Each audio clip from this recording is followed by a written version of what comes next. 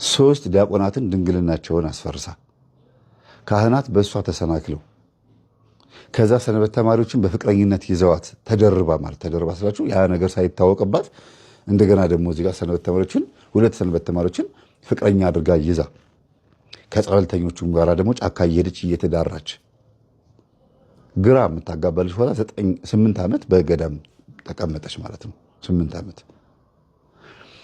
ይሄ ህይወቷ አንዳንዱን ታውቀዋለች፣ አንዳንዱን አታውቀውም። እሷ አይደለችም የምታረገው፣ አጅሬው በእሷ ላይ ሆኖ ነው የሚሰራው። ይሰውራትና ኦቨርአክት ያደርጋል። ወይም ደግሞ ይሄ እንዴት ነው ሪአክሽኑ የዝሙት ቅስቀሳ አይነት ነገር ያደርጋል። አስገድዳችሁ ድፈሩኝ አይነት ነገር፣ ስሜታችሁ ይቀስቀስባችሁ አይነት ነገር ምልክት ያሳያቸዋል መንፈሱ። እና ልጅቷ የምታደርገውን አታውቅም። ከተፈጸመ ከሆነ በኋላ እቅፋቸው ውስጥ ነው ራሷን የምታገኘው። በተለይ ጫካ ይዘዋት የሚሄዱ አንዳንድ አረቄ የለመዱ ጸበልተኞች፣ አንዳንድ ጠላ የለመዱ ጸበልተኞች። ይሄ ምን ማለት ነው? ለጸበል መጠመቅ እህትና ወንድሞቻቸው እናትና አባቶቻቸው ሂድና እስቲ ተጠመቅ ብለው 1 ወር 2 ወር 1 ዓመት ጸበል ይልኳቸዋል። እነዚህ ልጆች ወጠጤዎችም ናቸው። እነዚህ ገና ወጣኒ ናቸው። 19 20 ዓመት ምናምን 17 ዓመት ይሆናሉ። ልጅቷ እድሜዋ 20 ዓመት ነው ያን ጊዜ ስትመጣ። እንግዲህ ስትወጣ ግን 28 ዓመት ሆናት ነው የወጣችው። ትልቅ ወዳ ማለት ነው። ግን በትንሽነቷ ጊዜ የገባው መንፈስ 28 ዓመት ላይም ሆኖ ያው ቀን የተቆጠረው እንጂ አይምሮ አላደገም። ስጋዋ ነው በሽሮና በርበሬ ወይም ደግሞ በቀናት በካላንደር ያደገው ለውጥ ያመጣው። የልመና ምግብ ተመችቷታል። ፊቷ ፋፍቷል። አካሏ፣ ዳሌዋ፣ ሁሉ ነገሯ በቃ ለውጥ ያመጣል። የምትለብሳቸው ልብሶች፣ የምትበላቸው ነይ እኛ ጋር ቢሏታል። ዳቤም ትበላለች፣ ዳቦም ትበላለች። ያም ማለት ነው ይገባቸዋል አይደል? ተመሳስላ ሁሉም ጋር የመገኘት ሁለት መነኩሴዎች ተሰናክለውባታል። በጅምላ የምነግራችሁ በዝርዝር ስለመመጣበት ነው። በደንብ እንድታዳምጡኝ ግዴታ መጀመሪያ እንዴት እንደወደቀች እንድትሰሙ ነው። ደግሞ እንደገና እንዳትሉ ካሁኑ ስንት እንደሆኑ እንድትረዱ ነው። አስቡት፣ 3 ካህናት፣ 3 ዲያቆናት፣ 2 ካህናት፣ መነኮሳትም ሰንበት ተማሪዎችም ጭምር ጸበልተኞችም ጭምር አጠቃላይ ከ10 በላይ የሆኑ ሰዎች እዛ ገዳም ላይ ተሰናከሉባት ማለት ነው። ግን ማንም አያውቅም። ይሄ እንደሆነ ማንም አያውቅም። የሚያውቁት ቁጭ ብላ ስታወራ ነው። ጉዳዩ ሲፈጸም ግን ለየብቻ ነው የምታገኛቸው። አንዳንዶቹን ታውቃቸዋል። በተለይ ከካህን 1፣ ከዲያቆን 1፣ ከሰንበት ተማሪ 1 ልቦናዋ የሚያስታውሳቸው 3 ሰዎች አሉ። የተቀሩትን 9 10ዎቹን ግን አታውቃቸውም። አታውቃቸውም ማለት እንዳደረገች ነው። ሰዎቹን ታውቃቸዋለች።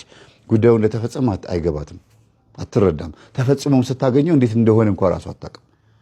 እንዴት ነው እዚህ የመጣሁት ለምንድን ነው እንደዚህ ሆንኩት ብላ መናገር ይከብዳታል። ታፍራለች። አጅሬው እንዴት ነው ጉዳዩን ካስፈጸማት በኋላ ከከከከ ብሎ ይስቃል። በቃ እንደ ያሽካካል። ልክ ጅብ፣ ሴት ጅብ እንዴት ነው የምትጮኸው? ልክ እንደዛ ማለት ነው። በጣም ነው የምታሽካካው። እና ጉዳዩ እየተፈጸመ ኃጢአቱን እየፈጸሙት እንኳን ራሱ የምትሆነው ነገር ግራ ያጋባቸዋል። ልጅቷ መንፈሱ እንደሆነ እንኳን መረዳት አቅቷቸው ፈልጋ ነው የሚመስላቸው። እና ሌላ አይነት እንደው ዓለም ላይ ሆና ብትሆን ይሻላት ነበረ። ለምን የዝሙት መንፈስ አንደኛውን አድሮባት ከመንደር ከሰዎች ጋር እዛ እግዚአብሔር ቤት መታ ነገሩ እንደዚህ ከምታረገው ከሚሆን እሷ ሆን ብላ አይደለም፣ ግን እንደዚህ ከሚሆን ዓለም ላይ ይሻል ነበር ልንል እንችላለን። ግን ሰይጣን ጥበቡና ሐሳቡ የሚፈልገው ምንድነው? ሊጠመቁ የመጡ ሰዎችን ድጋሚ ወደ ጸበል ቦታ እንዳይመጡ ማድረግ የሚችልበትን ሲስተም ነው እየፈጠረ ያለው። በዚች ልጅ ምክንያት ተሰናክለው ከጸበል ወደ ቤታቸው የሄዱ ጭራሽ ወደዋት አፍቅረዋት መጥተው አበድኩልሽ ሲሏት በዘበኞች የተባረሩ ችግር የገጠማቸው ሰዎች እንዳሉም ሰምቻለሁ። ያን ያክል መልኳ የሚያምር ሆኖ አይደለም፣ ግን አካሏ ይስባል፣ ሰዎችን ያደናግራል፣ ያሳስታል፣ ያሰናክላል። ለምን የምትበላው ምግብ ያገኘችውን ጥርጋጋ የምትበላው ነገር ደግሞ ራሷን ትጠብቃለች። ጸበልተኛም አትመስልም። 8 ዓመት ጸበል ቦታ የተቀመጠችም አትመስልም። ጓደኞቿ ማዲያት ምናምን አለባቸው። እንግዲህ በተለያየ ምክንያት በመጎሳቆል በመጸለይ በመስገድ እምነት በመቀባትም ሊሆን ይችላል። በብዙ ነገር ያው ፊት ከለር ሊቀየር ይችላል፣ ክሳት ሊመጣ ይችላል። እሷ ግን ጭራሽ ከስታ መታ እየፋፋች ነው የመጣችው። እና ጸጋ የእግዚአብሔር ጸጋ ነው አርሴምዬ ነች ወይም ኪዳነ ምሕረት ናት ወይም ሚካኤልዬ ነው እንደዚህ አድርገው ብላ ትመጻደቅ ነበረ። እና ከሰንበት ተማሪው ልጀምርላችሁ። መጀመሪያ በፍቅር የወደቀላት ሰንበት ተማሪ ነበር። ምንም እንኳን ከከተማ ወጣ ያለ ደብር ቢሆንም ግን ደግሞ ለመንደሩ ደግሞ ሞቅ ያለ ከተማ ነው። ላለበት ገዳሙ ላለበት ቦታ ትንሽ ከአዲስ አበባ የወጣ ቦታ ነው። ታጠቅ የሚባል ሰፈር ታውቃላችሁ? በዛ መስመር ማለት ነው። እና እቺ ልጅ በገዳሙ ላይ ያደረገችው ነገር በዝርዝር ስናገር ለምን እንደዚህ ያደረክ ብላችሁ የምትቃወሙኝ ሰዎች ካላችሁ ፍርጥ በሉ፣ አይመለከተኝም። እኔ ግን የትኛውም ጸበል ቦታ ላይ ያላችሁ ዲያቆናትና አስጠማቂዎች፣ ተጠማቂዎች ወይም ደግሞ አጥማቂዎችም ሁሉ አጠቃላይ አገልጋዮች ማለት ነው ይህንን ገጠመኝ ሰምታችሁ ምን እንድታደርጉ ነው የምፈልገው? እንድትጠነቀቁ፣ ራሳችሁን እንድትጠብቁ። ከዛም ደግሞ በገዳሙ ላይ እንዲህ አይነት ችግር ያለባቸውን ለብቻቸው ለይታችሁ ሴቶች ጋር ብቻ እንዲገናኙ እዛው ከሴቶች ጋር ብቻ አብረው አንድ ቦታ ላይ እንዲሆኑ ማድረግ ነው። እንዲገናኙ ማለት እዛ ቦታ ላይ የሴቶችን ህብረት ፈጥሮ ባሉበት ቦታ ላይ ግልጽ በሆነ አገልግሎት እንዲያገለግሉ ወደ ወንዶች እንዳይመጡ ማድረግ የሚቻልበት ነገር እንዲፈጠር ነው። በጣም በጣም ከባድ ነው። ከተጠመቁ በኋላ ጠዋት 4 ሰዓት ድረስ ጥምቀት ነው። ከዛ በኋላ እስከ 10 ሰዓት ድረስ የት ሄደው እንደሚመጡ እስቲ እዛኛው ሽንቁሩ እንሂድ፣ እስቲ እዛኛው ደግሞ እንሂድ፣ እስቲ እንጦጦ ኪዳነምህረት እንጦጦ ማርያም፣ ከዚህ ደግሞ ተነስተን አርሴምዬ ጋር ማን የምትባል አርሴማ አለች ደግሞ እንደዚህ እንሂድ እየተባለ ጫካ ለጫካ ነው የሚሄዱት በእግራቸው። ጸበልተኞች ናቸው። አጅሬው ይነሳባቸዋል፣ ይጮኋሉ። ብዙ ጸበልተኞች አብረው ይሄዳሉና እንትን ነው የሚመስሉት። ልክ መስከረም ወር ላይ የቅዱስ ሚናስ ገድል ማን ነው ስንክሳር ላይ እንደሚነበበው አጋንንት ያለባቸው ሰዎች ተሰብስበው በህብረት መሄድ እና ከነሱ መካከል ሁለቱ ገንጠል ብሎ ሲሄዱ የሚቆጣ እንኳን የሚናገር እንኳን የለም እና ይሄዳሉ፣ ጉዳያቸውን ፈጽመው ይመጣሉ። መንፈሱ ያስፈጽማቸዋል። የሚያስወርዱ ሁሉ እንዳሉ ሰምተናል። ይሄ ነገር በጣም ከባድ ነገር ነው እየሆነ የመጣው። ለምንድን ነው ሲባል አንደኛ አባቶች ጸበልተኞቹን በስርዓቱ ባለመያዝ ስለማይቆጡ ኑ ብለው ቤት ያከራዩቸዋል። በቀን በቀን ገንዘብ ይቆጥራል። ምን አገባቸው? እዛው ጸበልተኛ ሆና እዛው አርግዛ እዛው የወለደች ልጅ አውቃለሁ እኔ። አሁንም ልጁን እያሳደገች ነው ያለችው። ምንድነው ሲባል ከጸበልተኛ ጋር ለሚወለደችው ከአገልጋይ ነው። እፍና አድርገው ይዞታል። ዲያቆናት ብዙዎቹ ሰንበት ተማሪዎች የተሰናከሉም አሉ። አስጠማቂ ነኝ ብሎ ጸበል ወስዶ አስጠምቆ እያመጣ ማታ ማታ ችግር የሚፈጥር ሰው እንዳለም ሰምተናል። የታሰረ ሰው አለ። ልጅቷ አሁን ኦልሬዲ ሌላ ሰው ተመድቦላት 2 ሴቶች ተመድቦላት ለሁለት አንድ ወንድ የሚችለውን 2 ሴቶች አድርገው በቃ ሴት ያስጠምቃት ተብሎ ለምን ልጅቷ ድንገት ተነስታ ለሻን ውልቅልቅ አድርጋ ቁጭ ትላለች። ጸበልተኛ ታማሚ ናት። ካህናት መጥተው በጸበል በመስቀል ቢዳብሷት ምን ቢሏት በፍጹም ልትተው አልቻለችም። እንዲያውም የነ መምህር ግርማንና የነ ቀሲስ ሄኖክን ትምህርት የሚጠሉ አስጠማቂዎች ነበሩ፣ ማነው አጥማቂዎች ነበሩ እዛ ደብር ያሉትና እስቲ አንድ መምህር ግርማ ጉባኤ ጀምሯል ሲባል ሄደው ወስደው አስጠምቀዋት ትቷት ይሄ ነገር ልብስ የምታወልቀው ነገር ትቷት ሲመለሱ ማለት ትቷት ስላችሁ ወዲያው አይደለም ታስር ያለው ስላለ መንፈሱ ስትመለስ እንዴት እዛ ትሄዳላችሁ? አትገቡም። እዚህ ቤት የተከራያችሁበት ቤት ልቀቁና እዛ ሌላ ቦታ ተከራያችሁ። አንፈልግ በፍጹም። ከዛ ቄሶቹ በጉልበት ሊያደርጉ ሲሞክሩ ከዘበኛው ጋር ጸብ ተነሳ። ጸበልተኞቹ መጥተው እንደገለ ዘበኞቹ ቀጥቀጥ አድርጓቸው። ለምን ሲባል ዘበኞቹ መጀመር ቄሱ በጸባይ ውጡልኝ አሉ። አይሆንም። ዘበኛ በጉልበት መጣ። አይሆንም፣ አንወጣም። እኛ የሄድነው ልንድን ነው። እዚህ በመስቀል ብታሳልሙን፣ በጸበል ብትመቱን፣ ምን ብትሉን ለውጥ አላመጣንም። እዛ ግን ሄዶ ለፈለፈ። እኔ ነኝ እንደዚህ ማረጋት አለ። ከዚህ ሰዓት ጀምሮ ታሰር፣ ልብሷን እንዳታስወልቃት ተብሏል። እንግዲህ ትታዘባላችሁ አለ። እሺ ብለው በሳምንቱ ሙሉ ሲታዘቡ ልጅቷ ልብሷን አታወልቅ፣ ስርዓት ይዛ ራሷ ትጠመቃለች፣ ሴቶችን አታታገል፣ ምን አትል። በጣም ለውጥ አመጣች። በኋላ ላይ ግን ወደ ራሷ ተመልሳ ቺዝ ድና እንደምትሄድ ሲያውቁ ቤተሰቦቿ ውጭ ሀገር ነው ያሉት። የቤት ኪራይ የሚከፍሉት ገንዘብ የሚከፍሉት እጥፍ ነው፣ በዶላር ነው። $20 $30 አስቡት። የቺን የጭቃ ቤት የሚከፈለው በስልክ እየተነጋገሩ አባ አቤት ገንዘብ አስገብቼሎታል። እሺ እሺ የኔ ልጅ እየተጠመቀች ነው። አዎ አዎ አሁን ለውጥ አላት እያሉ አንድ ብሎ እንኳን ለውጥ ሊኖራት ልብሷን ማውለቁን የጀመረችው እዛ ነው። ቤቷ ልብስ አታወልቅም ነበረ፣ ጸበል ቦታው ላይ ነው። በኋላ እየሰገደች እየጸለየች ምን ይታያታል? ከዲያቆናቶቹ መካከል እዛ ካሉት ከሚያስጠምቁትና ከሚያገለግሉት መካከል አንዱ ለመስተፋቅር ይፈልጋታል። ለፍቅር መስተፋቅር አድርጎባታል። ከዲያቆናቶቹ ደግሞ አንደኛው ደግሞ ቤቱን የሚያከራዩት አባት ተከታተላት እያሉት እንግዲህ በጣም ለምን ተናገርክ ብትሉኝ የፈለገ ፍርጥ ብሎ ቅንቅጩ ነው የምናገረው። የቤቱ ባለቤት የሆኑት ካህን አንዱን ዲያቆን ወክለውት ከዚህ የሚገኘው ገንዘብ የሁለታችን ነው፣ ተቆጣጠር፣ ተጠባበቅ፣ ሂድና ዙሪያውን እንደ ዶክተር ራውንድ አድርግ፣ ቤቱን ምናምን ጥሩ መሆኑን ቼክ አድርግ፣ ሶኬት መብራት ተበላሽቶባቸው ከሆነ ቼክ አድርግ እያሉት የሚቆጣጠር ልጅ ነው። እና ሁኔታዋን ሲያይ ድናለች ምናምን በር ፀሐይ ላይ ቁጭ ብላ ምናምን ፀሐይ እየሞቀች መጽሐፍ ቅዱስ ታነባለች፣ ጸሎት መጽሐፍ ትይዛለች። እና ልጅቷ ኖርማል ሆናለች። ይሄ ገንዘብ ሊቋረጥባቸው ሆነ።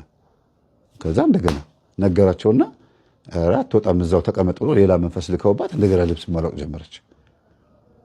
ግልጽ የሆነ ነገር ራሱ ነው እዛው ጮሆ እንደገና መጥቻለሁ ገብቻለሁ እያለ እየለፈለፈ ልብስ የሚያስወልቀው። ከዛ ገርሟቸው ምንድን ነህ ሲባል አይ እንዴ በእኔ እኮ እዚህ እኮ እኔ እዚህ በመሆኔ እኮ ስንት ትዳር የሚኖር ስንት ልጆች ልብስ ይለብሳሉ፣ ሱሬ፣ ትምህርት ቤት የወር ክፍያ ምናምን ይከፈል፣ ስንት ነገር እኮ ትዳር ይኖራል እኮ በእኔ እኔ እኮ እዚህ ዝም ብያለሁ የተቀመጥኩ ታዝዤ እኮ ነው ይላል መንፈሱ። እንደዛ ነው እንዴ እያሉ በቃ ቦታ እየቀየሩ የሚሄዱ ብዙ ሰዎች ነበሩ። እና እቺ ልጅ ግን እንደዚህ መንፈስ ከገባባት በኋላ ዲያቆን ያው ያልኳችሁ ዲያቆን መጥቶ ብቻዋን መሆኗን አይቶ ያው ሰፈረባት፣ አረገዘች፣ እዛ ወለደች። እንደ ሚስትም አይሉት እንደ ፍቅረኛም አይሉት እየመጣ እንዴት ነው ቤቢ አቡሽ እያለ ይሄዳል። በቃ የሱ ልጅ መሆኑ ታወቀ። እና ግን ገብቶ ይቀድሳል፣ ምን ይላል፣ ማንም አይናገረው፣ አያሳፍርም። ይሄን እንደ ምሳሌ ነው ያመጣሁላችሁ።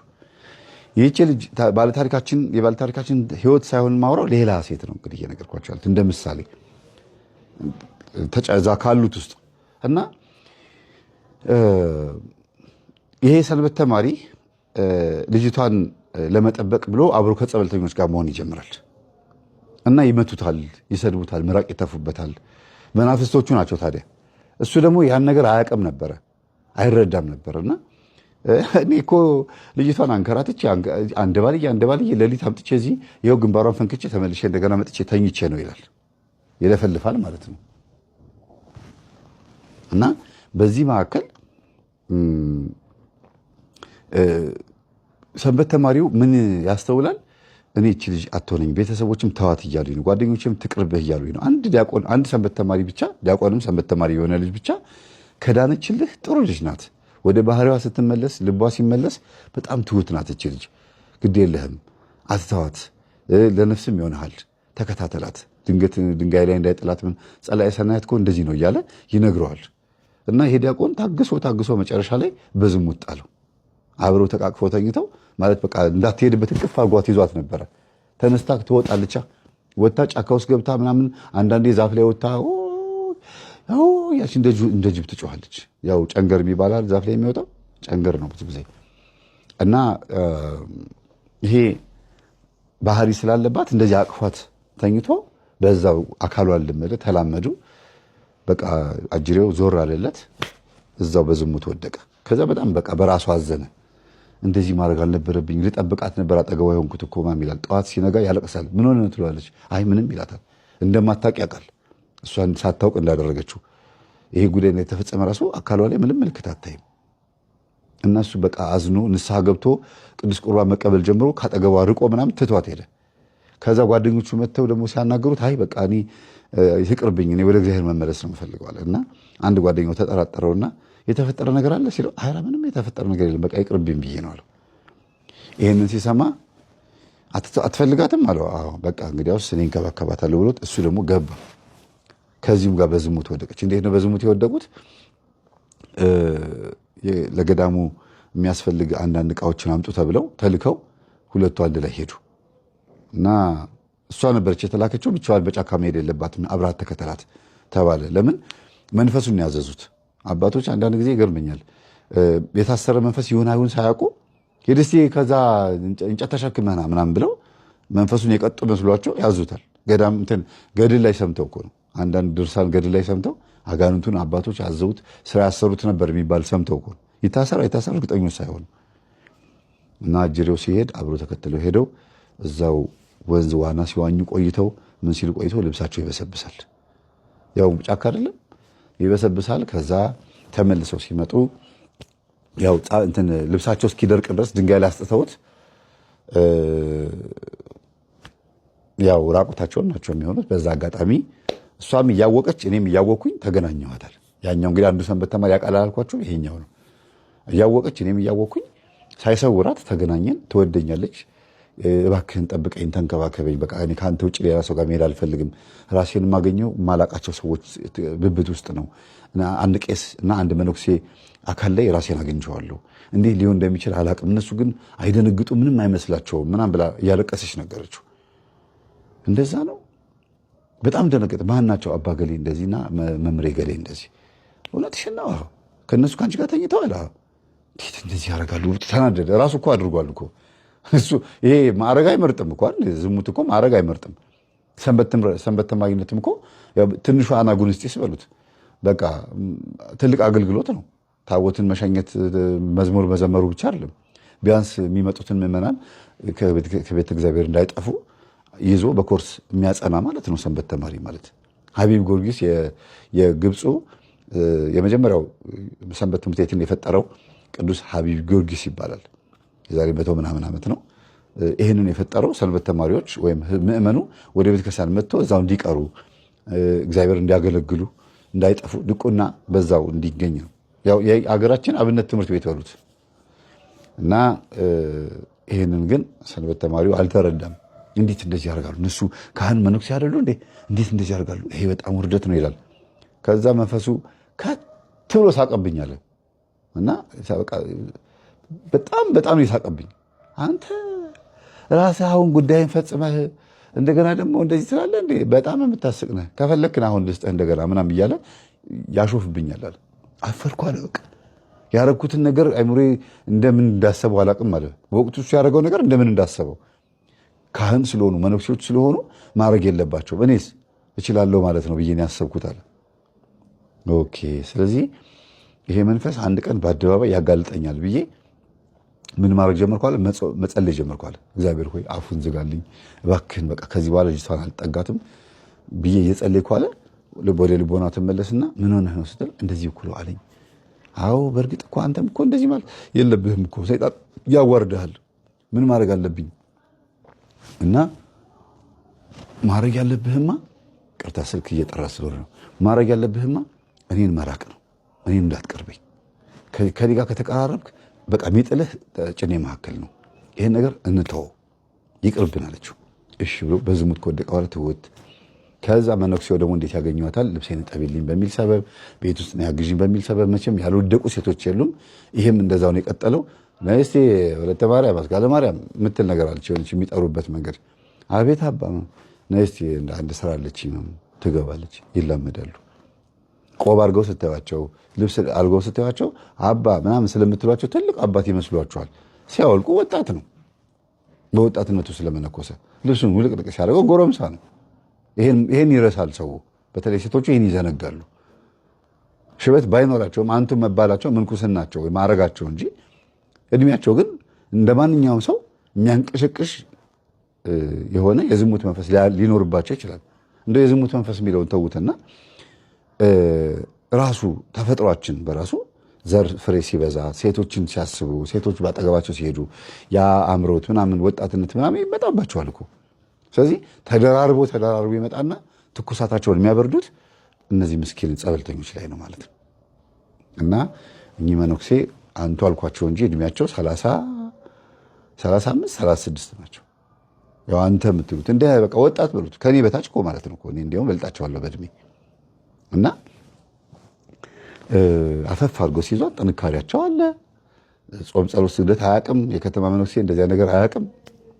የከተማ ስላቸው አሁን ያለ ጊዜ መነኩሴ ዘመናዊ ናዌዴስ በሉት በአሁኑ ጊዜ ያለ መነኩሴ